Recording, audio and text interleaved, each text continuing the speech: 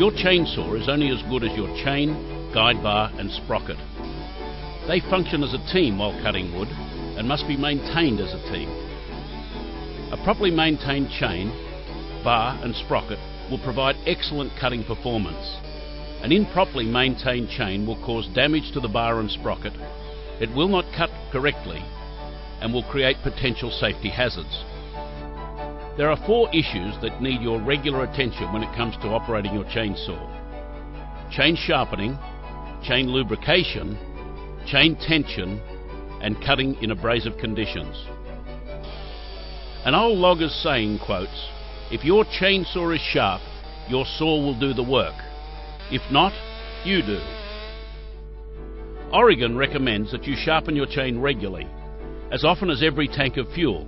This will keep the chain in premium condition and allow you to cut a lot more wood. A chainsaw is a self-feeding cutting tool that does not require downward pressure to cut. If you feel you need to push your chainsaw into the wood, the chain is not sharp. Let's talk about chain sharpening. An Oregon sharpening kit and an Oregon filing vise is a really good place to start. It is critically important to select the correct size file for your chainsaw. This information can be found in your owner's manual, from your local Oregon dealer, or from the Oregon Maintenance Manual.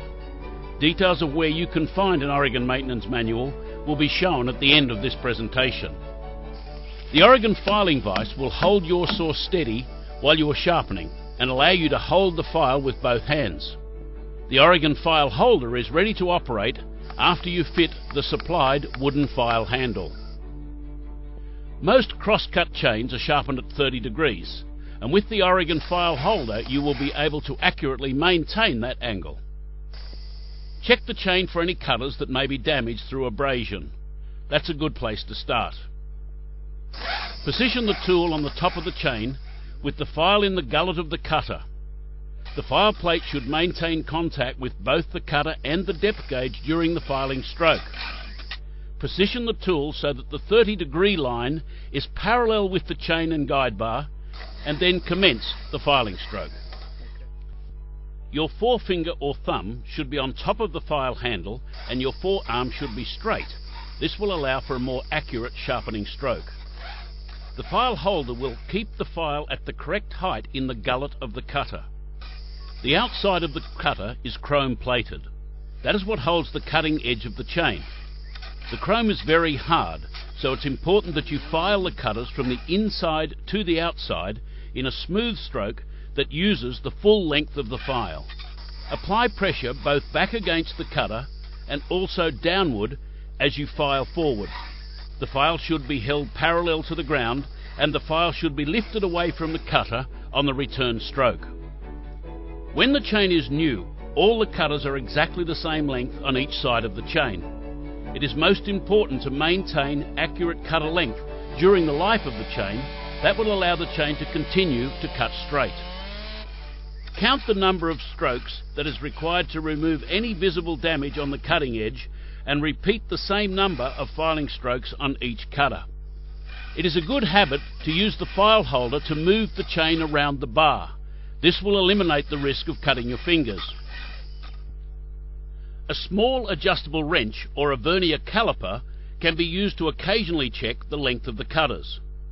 After each cutter is filed, the cutter should show no visible signs of damage and the cutter should also feel sharp. After you have completed sharpening one side of the chain, leave the saw in place and walk to the other side of the log to sharpen all the cutters on the opposite side. A good tip is to sharpen the side with which you are least comfortable first, and do one less stroke on your strongest side. This will assist in keeping the cutters the same length. After the chain has been sharpened, you should then set the depth gauges. The depth gauge determines the bite that the cutter can take into the wood. We recommend that you set the depth gauge after every 4th sharpening. The depth gauge tool and flat file are part of your Oregon sharpening kit. Fit the file handle to the flat file and place the depth gauge tool on top of a chain cutter. The depth gauge will project through the slot. A couple of strokes of the file is all that's usually required to to set the depth gauge to the correct height. Remember to file forward only and lift the file away from the depth gauge on the return stroke. Remember also to use the file to move the chain around the guide bar. Your Oregon chain will allow you to file the depth gauges all from the right hand side of your saw. Once all the depth gauges have been set, you need to round off the front corner of the depth gauge so that the chain continues to cut smoothly. Turn the tool upside down and place the tool in the gullet of the cutter. This will protect the cutter, and use the flat file in a sweeping motion. That will return the depth gauge to its original shape. The Oregon flat file has no cutting edge on the side of the file, so this action will not damage the chain in any way. Setting the depth gauge correctly will not only allow you to gain maximum performance throughout the life of your chain, but will also give extra protection against kickback. A good tip is to lubricate your new chain before it is fitted to your saw. If possible, immerse the chain in oil, or at least run oil around the chain before you start the saw. The chain may feel lubricated when it's new, but this is a rust inhibitor and offers very little lubrication.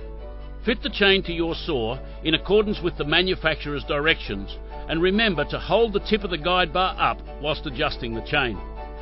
The chain should fit snugly and should not sag underneath the guide bar.